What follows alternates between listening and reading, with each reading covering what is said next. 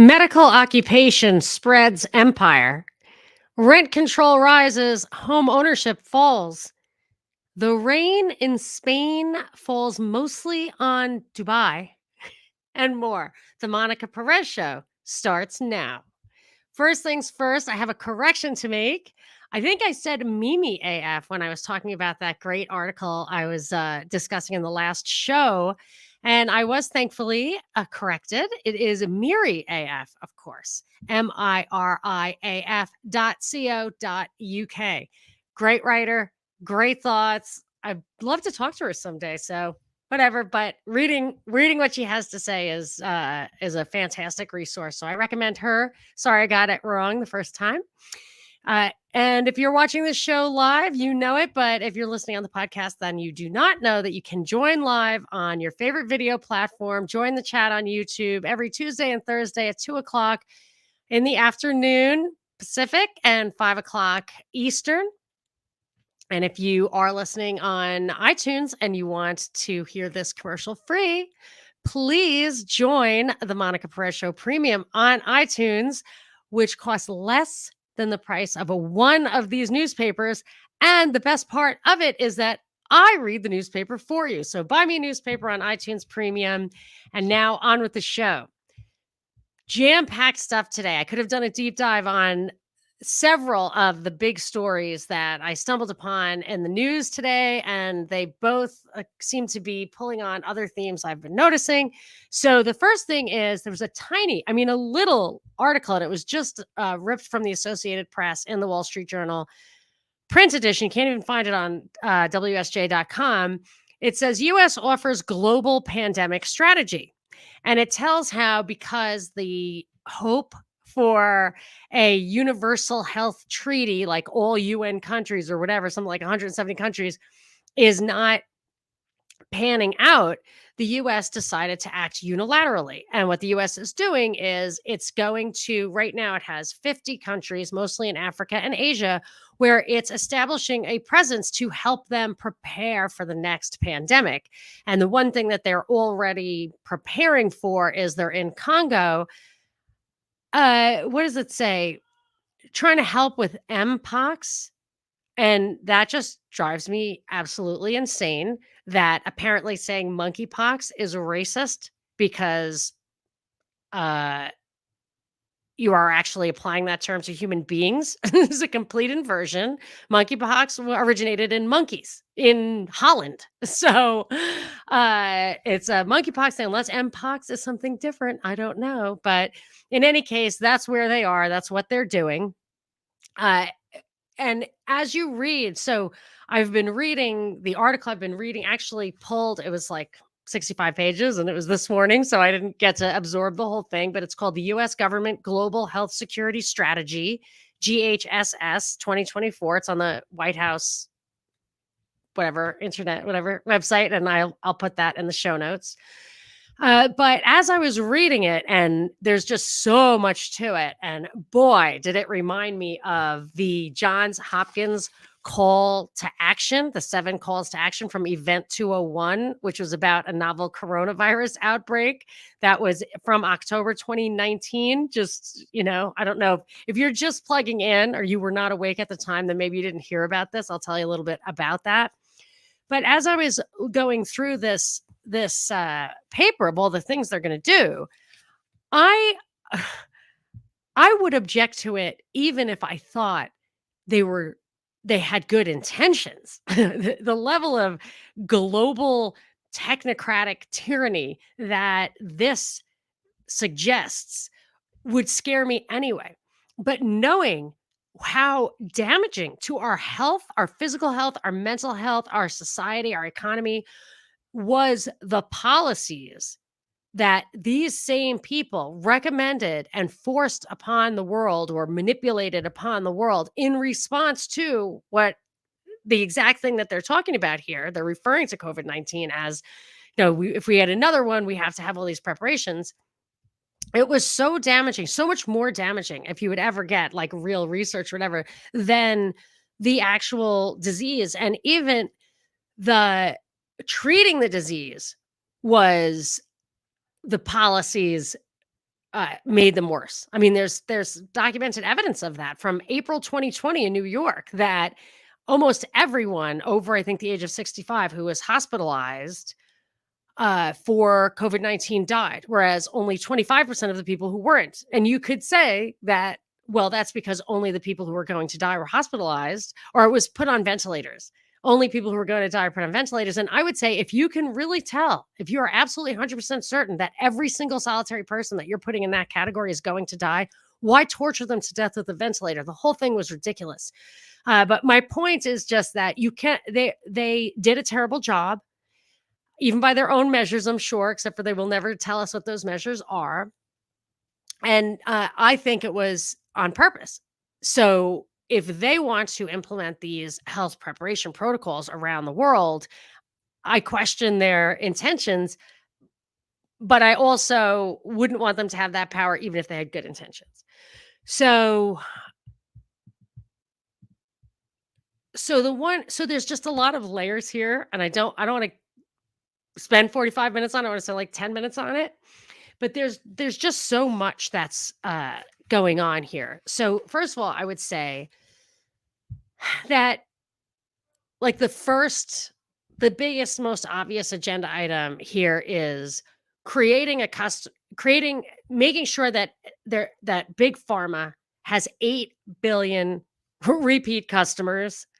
And the way to do that is to implement policies to make it easier for those customers get to buy the product, make it easier for those for the production of the product. It's all in there.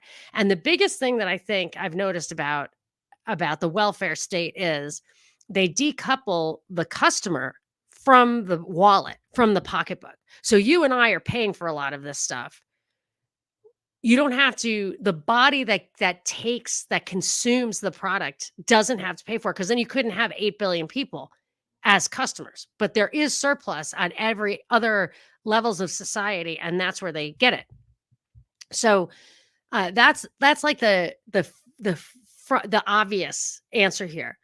But the infrastructure they're putting in for surveillance, for control of movement of people, of animals, of plants, of that, all of that, plus the impact that some of these policies are going to have for sucking up all the surplus in a lot of poor countries. Like the poor countries are the ones that are targeted at first. And the way I think about it is what I think they do is that they go in there and I think like the IMF loan scam where they go in and they get you to take a big loan and then you go bankrupt and they're like, "Oh, well, you collateralized it with the Suez Canal," like, or whatever. Like they do that for sure.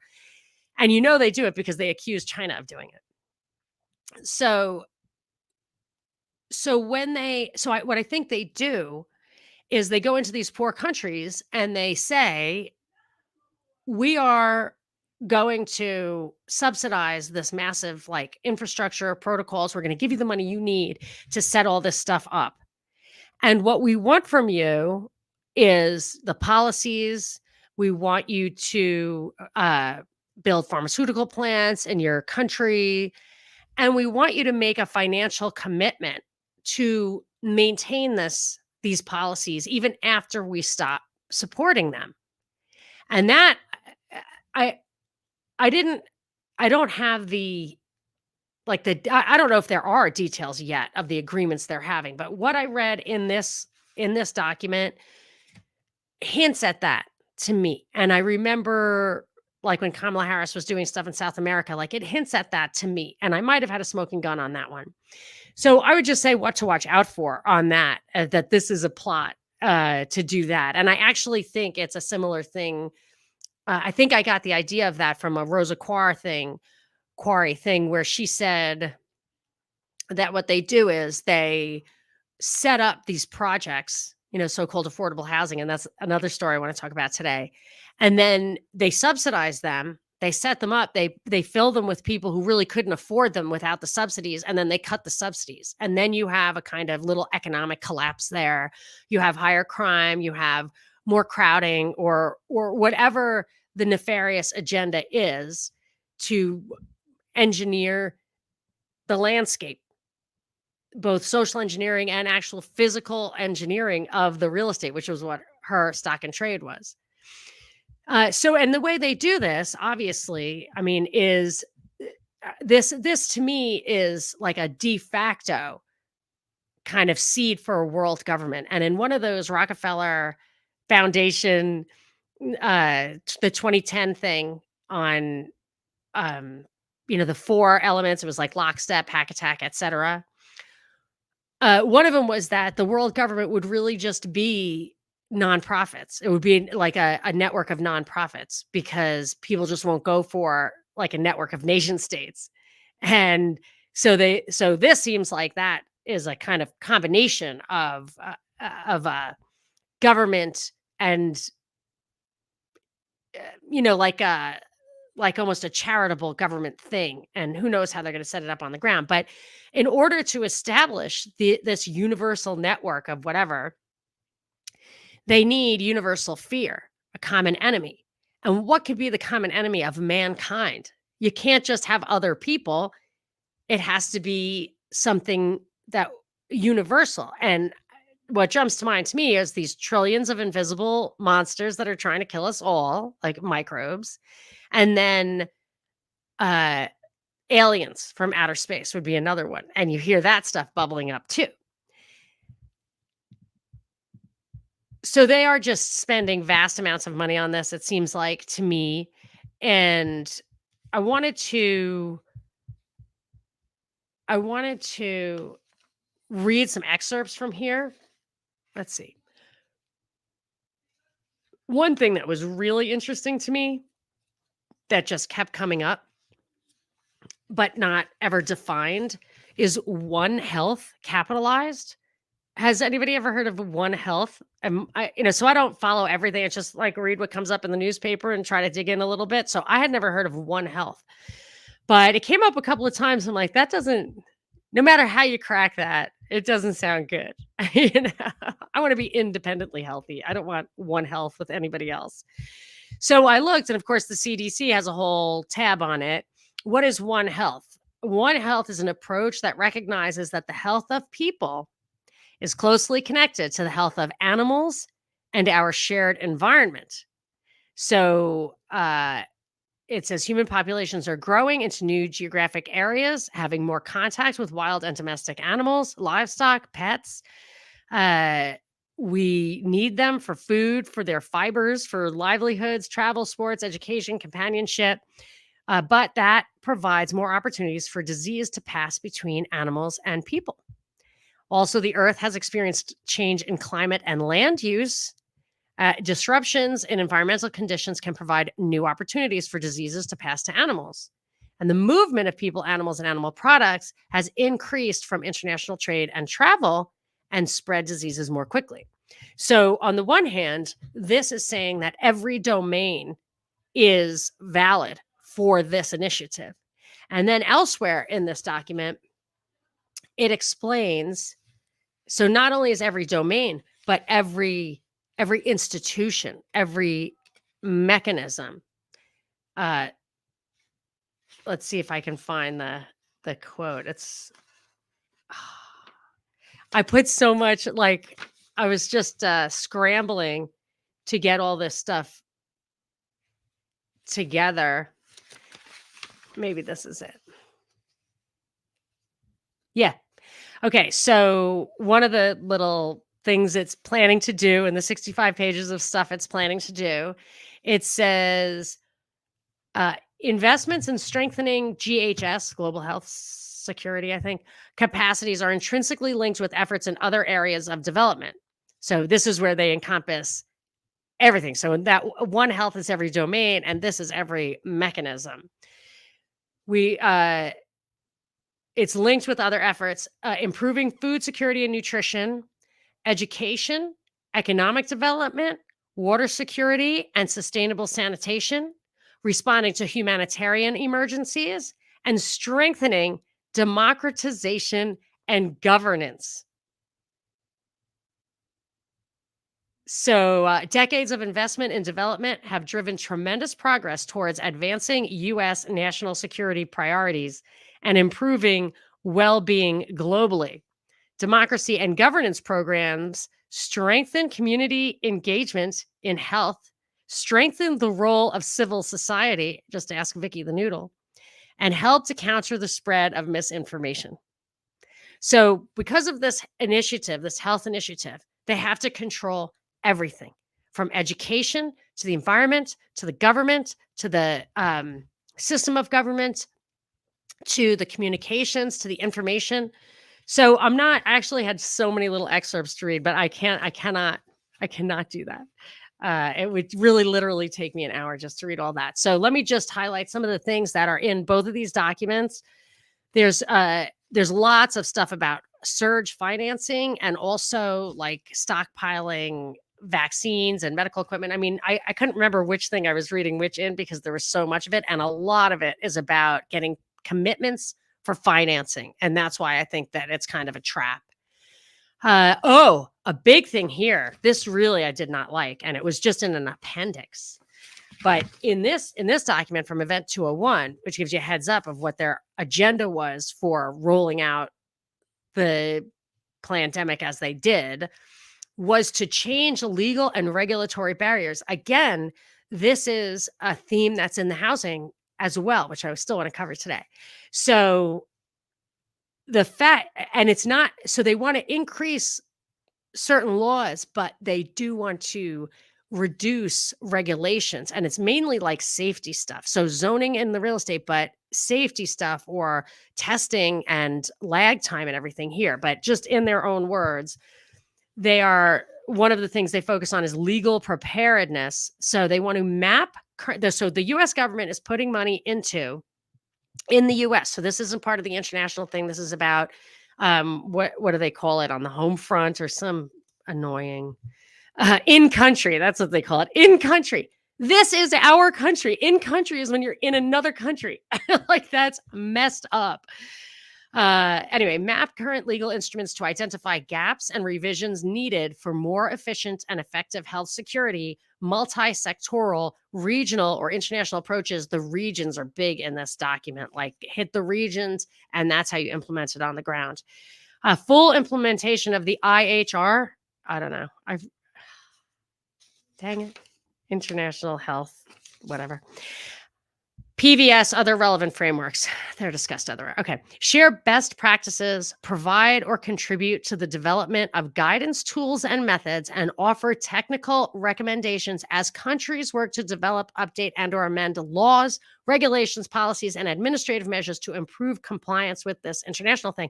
So we are developing systems by which to get other countries to shape their own laws and policies to our will, which I might add goes counter to them saying that they want to enhance democratization, because democratization is not the US and the UK are not, the policies are not inherent in democratization. You could have everybody in a country vote for Sharia law, and everybody in Crimea voted to go with Russia. What's wrong with that? That's democratization.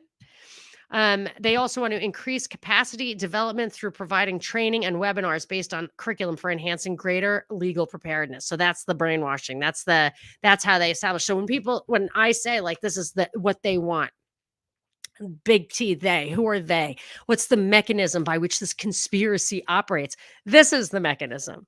This is the mechanism. They have a little focus group that they give them the goal. The goal is to get other countries to adopt the laws that we have decided we want them to adopt. And then you have your little bureaucrats wanting to do their job, never thinking like that's not right. And then they probably bribe people from other countries, or they populate the other countries through global leaders or internships, like Stacey Abrams, like 8 different internships in different countries and different capacities. She was there doing this kind of stuff, I'm sure. And then they do the webinars of those people that they have planted in country elsewhere. So let's see.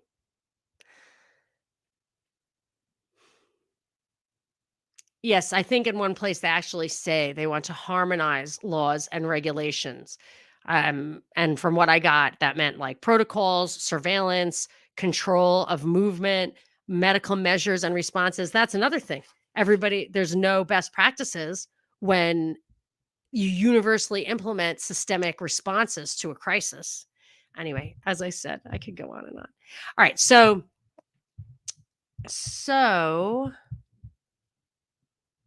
there's a ton of I'll put all of these things in the show notes on monicaperezshow.com. Okay, let's talk a little bit about the housing thing. I've been so confused by what appear to be totally contradictory headlines that I have seen in the past week alone regarding housing. So I think it all feeds into the agenda, which I will try to distill. An agenda of less home ownership, of it's that World Economic Forum thing. Like I own nothing, I have no privacy, and I'm happy. So owning nothing is having no savings, no money. And the biggest form of savings in the US has always been, if I recall correctly, I think it's common knowledge, home ownership. Like, even my mother, who lived from hand to mouth, would not let us get any healthcare providers in there, anything. Like she just never spent anything, didn't have really much savings. I don't even know. She just wouldn't even hear of us thinking about that for her. Her house was paid off. So she left us an asset. It's amazing. I can't believe it. Like I wanted her to spend, but I actually wonder if part of the reason she wouldn't let us bring any healthcare people in was for that reason. She just wasn't gonna, piss the money away, as my dad would say. And she was very Irish to the bone. And that's definitely a feature. Not only not to spend money, but not to spend money on medical care. Just like stay healthy, stay independently healthy. I guess that's where I got the notion. Anyway, so she did leave us that asset. And I mean, for someone in her financial position to have an asset like that, it just came from, a lifetime of homeownership. So that's a big asset. And if people don't have that, you can end up empty handed in the end. That's a problem. If you don't have a home, if you don't have like a house with some space in it and a little savings, I think that's the number one reason that Europe has such a low birth rate. It's not only educating women. There's a terrible joke about that, but uh, there's a big push for women to. I just remember like the European women, the kind of more educated European women that I know don't even consider having children. Or if they do, it's like they'll have one. I know a couple have one and they're married to American guys. Like it's kind of like that's uh, a compromise. But I think that just not having any extra spending money will really impair your ability to have another mouth to feed, and not having a home, living in a rented apartment is really going to slow you down. And back in the day, I think I was just watching Gone with the Wind. Like he was not permitted to marry Sue Ellen O'Hara until he had a grub stake or whatever. So that's a natural thing. So I feel like a lot that's a big picture agenda. And so when I'm reading these articles, I'm like, how does it plan? How does it plan? So the one that really triggered me was yesterday. I didn't even know this passed. I remember when they were trying to get it passed in Pasadena. And at the time, it affected me because I was renting. So nearly 18 months after passage, landlords, tenants talk measure H. Two sides are still far apart. So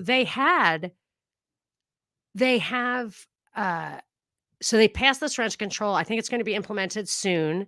And I had a bad experience renting here because the landlords raise the rent every year a lot. And I was surprised because I'm a good tenant. And actually, we had two places. One was a woman from Taiwan, and another was guy from China who did not speak English and did not even live here. And I I think I don't know what the cultural impact is of this, unexpected relationship, but we were ideal tenants and we're very good at having things fixed and ask for anything. I would fix things on my own. And as a general rule, like, you don't really raise the rent on those people. And in this article, it actually said in the past, this is a landlord speaking. In the past, we didn't give rent increases to occupied apartments. We just worked with natural turnover, improved the apartment, and charged market rent. Now we have to give annual rent increases to all units. We cannot we cannot afford to fall behind on market rents. And they're also saying they can't do any maintenance because they're just not going to be able uh, to afford it. So I feel like my experience was culture clash, and that as a libertarian in a natural scenario, people would learn and that thing would get ironed out. But there are so many factors that roll into that, from exchange rates to policies to interest rate policy and all of that, that I just don't know how it would resolve itself on its own. But the real bottom line is, I think that the powers that be who were behind this, and there was a big, big push, they know that what that does is it makes apartments less livable, and it takes them off the market. So it greatly increases the housing crisis, which is why they've pulled back on it for the past decades. But that's what they want. So I'll just tell you about California. They want to make to increase this housing crisis so that they can implement the policy of building, quote, affordable housing, subsidized affordable housing in more affluent areas. The big fight right now is in the coastal communities. I couldn't live in a coastal community. I mean, I've I I should, if anyone could, be able to. Sorry, someone's knocking at the door. Anyway, that's my son. He had half day today. I literally have to pause. I'm sorry. Stand by.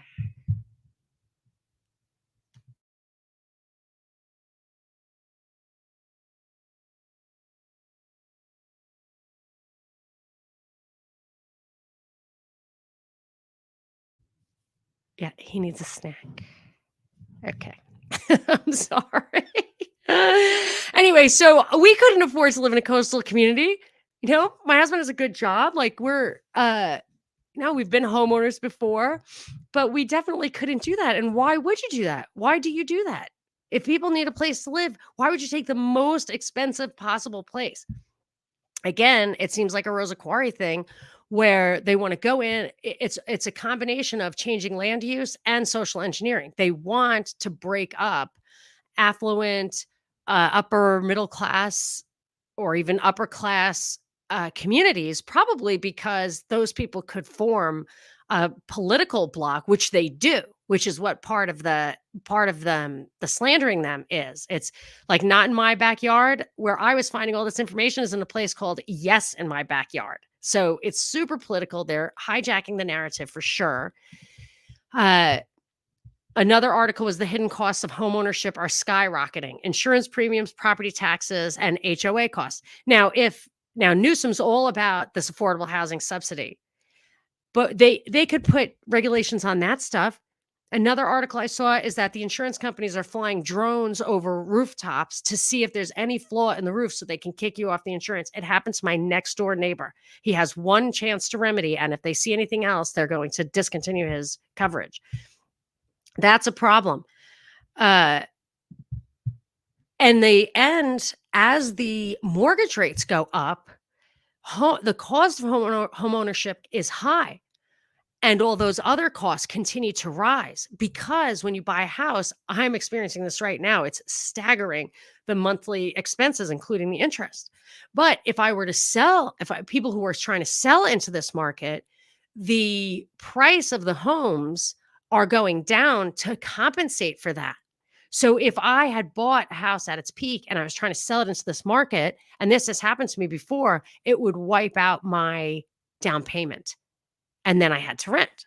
So that will force people out. And if we continue to see job cuts, there was that article about 10% Tesla job cuts. As we continue to see job cuts, people are going to be forced to sell, and then they'll never become homeowners again, or at least it's staggering because you've lost your down payment. So you're going to build that up when you don't have a home, a job. So on top of that, Biden is calling for steep hikes on steel tariffs. And I understand that our single family dwellings aren't made of steel, but the multiple dwellings are, apartment buildings are. That's going to further drive up the cost. This is not a good time for that in an inflationary environment. So it just seems like a lot of uh, policies are coming together for a perfect storm to end homeownership, to absorb people's surplus wealth, to make families smaller. I feel like there are a lot of agenda items converging here, and California's a great case study. So I hope that wasn't too much information on just two subjects. I still have like 4 more articles, but let's see if there's any comments on what we've talked about so far, and then I'll get to the rest of my story.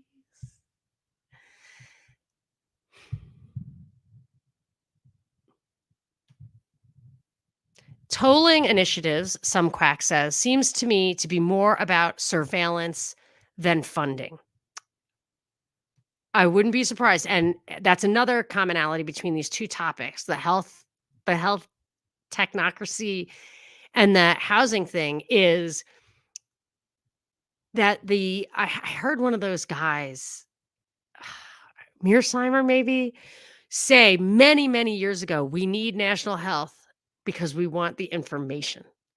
We need to be able to surveil every individual. So big part of the health thing is surveillance too.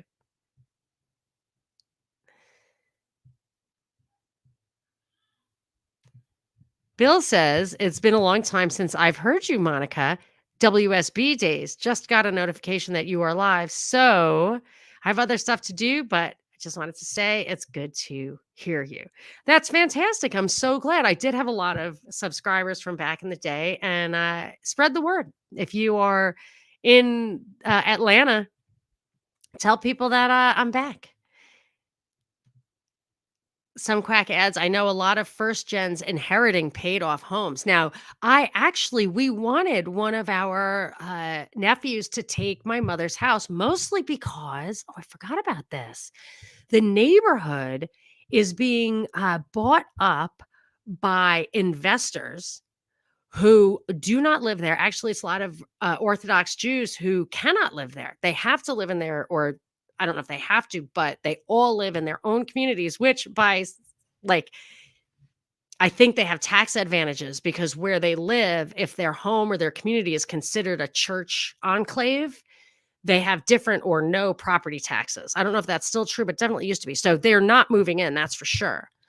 But we wouldn't want any investor there. We didn't want to have renters because a lot of times, or in like other place in the neighborhood, they rent like 2 people to a bedroom. So then you have 6 people living there. They're laborers, and a lot of times don't understand the culture. So like in the beginning, they were putting just big garbage bags full of garbage on the street because they were from the city of New York, where that's what you do. That's what you used to do anyway. But we don't do it that way. We put the garbage cans. So you have to educate them, and they weren't cutting the lawn, but like you ask them and then they do it. It's fine. But it's definitely changing the nature of a lot of the neighborhoods around us, is this like absentee ownership and then renting to a lot of people. And we really like our neighbors. The neighbors have been there for a long time, and we just wanted somebody to buy it who was going to fix it up and live there. And we thought maybe one of our nephews would be good at that. But we sold it to a vet who was living with his parents there. So we're happy with that. But yes, it would have been nice. It would have been nice for the neighborhood and for me too. Taze says, a Catholic libertarian, make it make sense. It's interesting. I understand the issue better than I used to. And I do, I still strive for a culture that respects life. And I'm beginning to think that the libertarian thing was a bit of a setup as far as, destroy the anarcho-capitalist thing, destroy the nation state, and then you're not gonna have 8 billion sovereign nations, you're gonna have 1. Okay. So, Joe is happy that this is also on Twitter. Okay, so let us get to some more stories. Thank you for coming, everybody. All right. So, the Dutch Stock Exchange, this building, was it 400 years old or something like that? Go figure, right? That was the beginning of the stock market, was the Dutch companies. Goes up in flames 5 years almost to the day. Might have been to the day that Notre Dame went up in flames.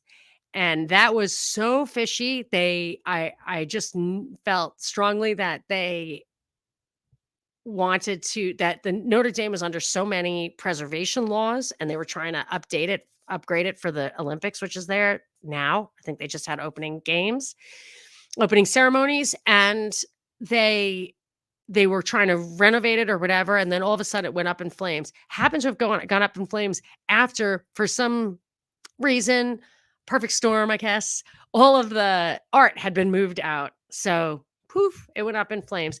They are trying to save the art that was in the Dutch Stock Exchange. It happened at 7:30 in the morning. The CEO or something was there to help move the art out. I had visions of Donald Rumsfeld carrying stretchers on 9/11, which was dereliction of duty, by the way. He left his post during an attack. But for me, it was extremely significant culturally, tourist-wise, all of that.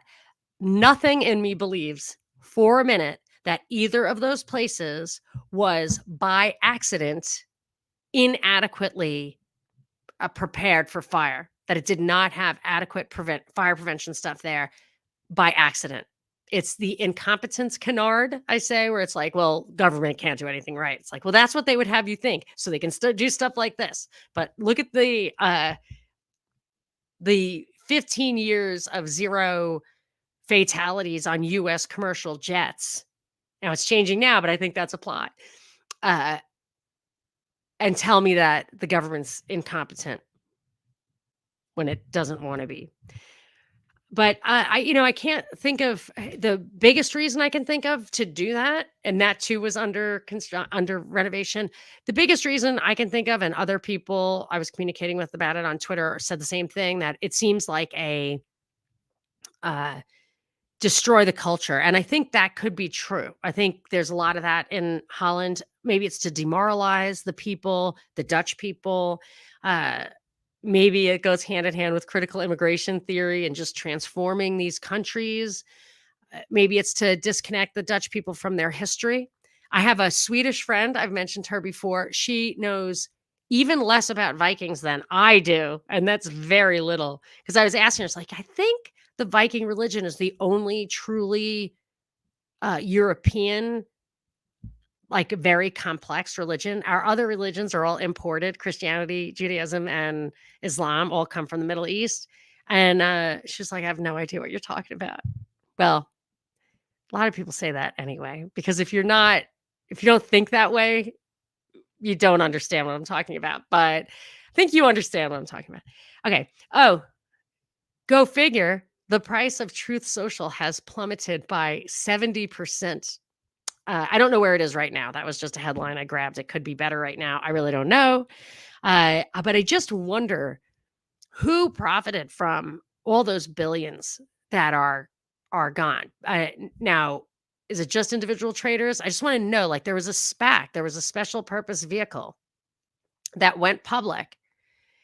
And I mean, the way I'm thinking of it is they sold shares and got money that is at the SPAC. So the initial price, at least, I assume, would be in cash at the SPAC. And I'd like to know who owns the SPAC. Like, I think Trump is part of that, but he also owns shares. So they all still own shares. But I want to know where it wasn't technically an IPO, but the original money is safe, I believe. So it looks like they've got skin in the game, but I don't think all their skin's in the game. So keep your eye on that.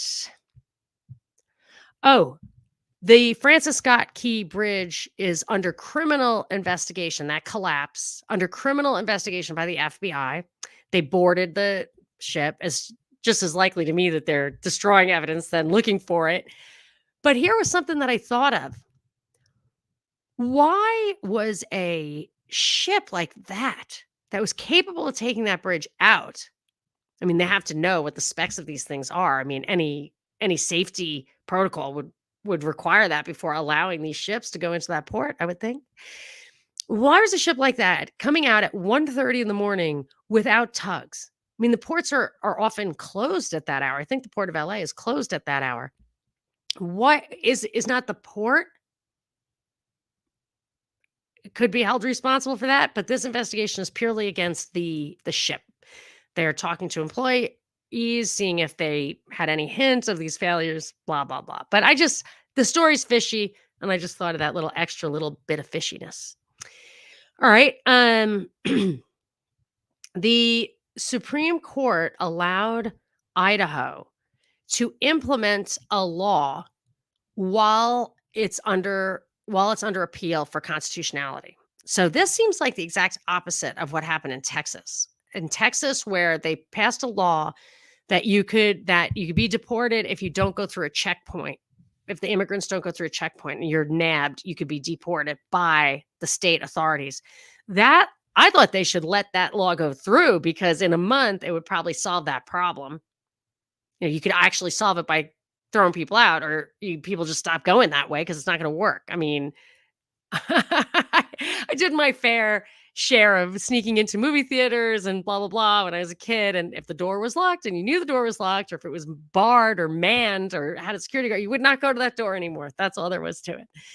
So I think they should have let that thing go just to see what happened and what's the big harm that could be done.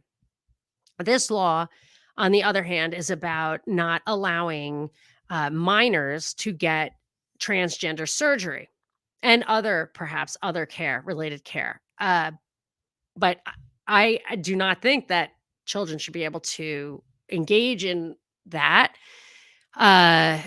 do anything permanent like that. And I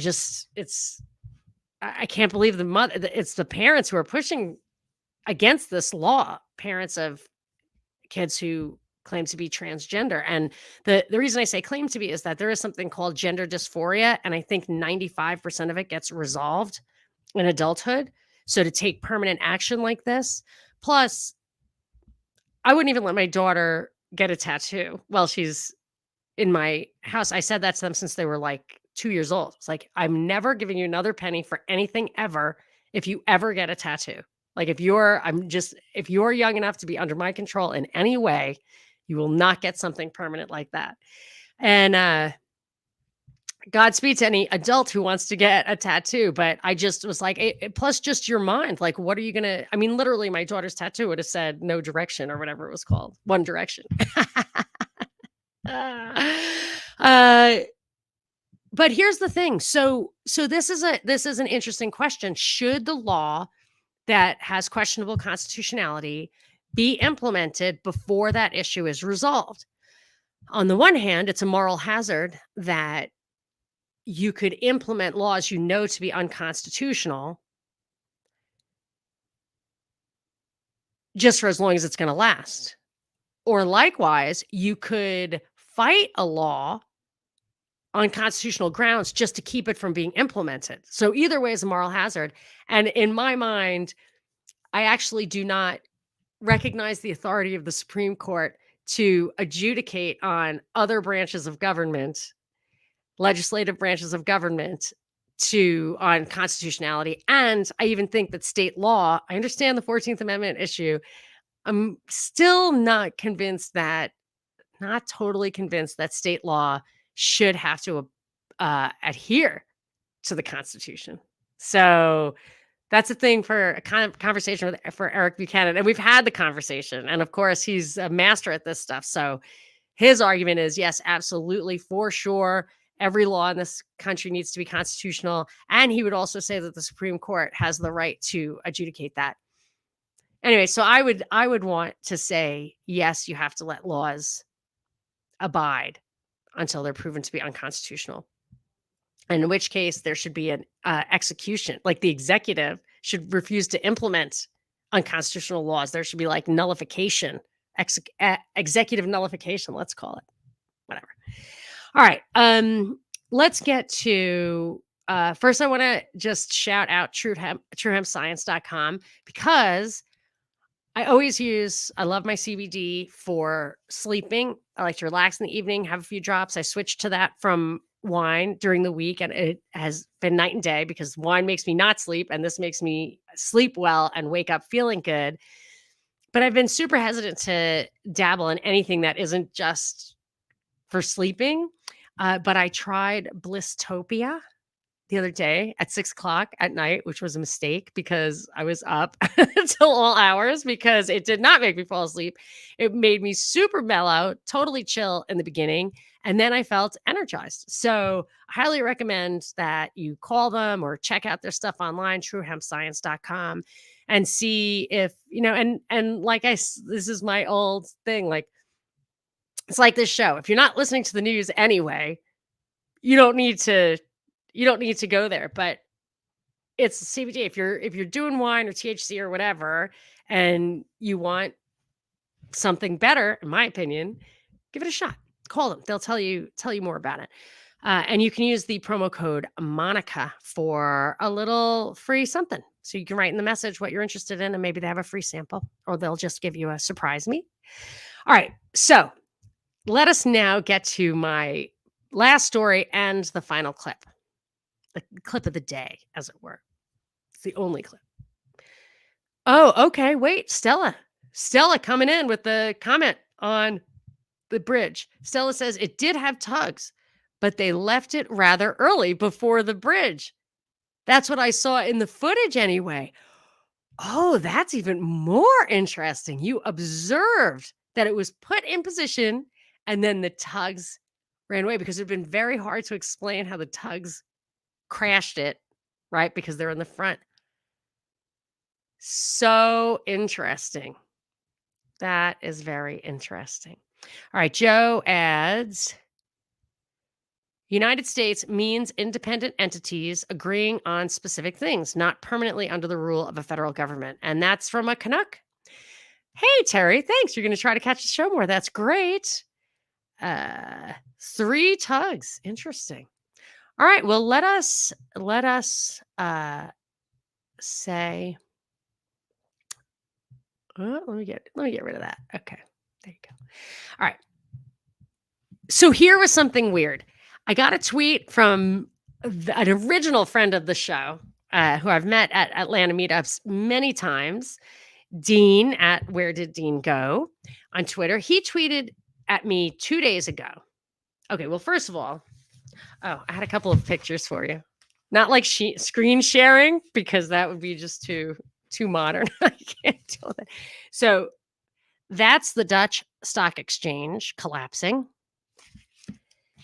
And here is a picture of, these are the front page pictures on the Wall Street Journal. That was a picture of Dubai. It says 2 years of rain in one day hobbles Dubai.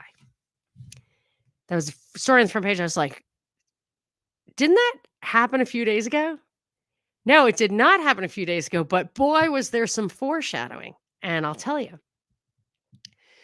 They got 10 inches of rain on Tuesday of this week. That's April 16th. And normally they get 5 inches a year. 1 week ago, on April 10th, this is what Dean tweeted at me. A German woman, Karina Knappen, tweeted a horrible video of flooding in Saudi Arabia. It was awful. It was just all that. There were people in danger and all these camels getting drowned. It was terrible. And it was cloud seeding. Her tweet was in German, and I'm surprised it didn't automatically translate it for me, probably because it didn't like the subject matter. But anyway, it did say little things like cloud seeding, whatever. Also, on that day, she tweeted a clip from a Dubai news story. And so she tweeted this on April 10th. and it was about cloud seeding in Dubai. So maybe it's what you see is what you get, and it was just so predictable that this was going to happen. Maybe they're just in way over their heads, literally, when it comes to rainmaking in the desert, in the Arab desert. I don't know, but I am going to leave you with this short clip from that she tweeted from, I mean, she tweeted it a week ago, and this flooding only happened 2 days ago. So make of it what you will. And thank you very much for coming. This is Monica Perez. Is it going to rain in Dubai today? Just so I know. I have to drive back from Abu Dhabi to Dubai. No. It's not raining. It's a sunny day.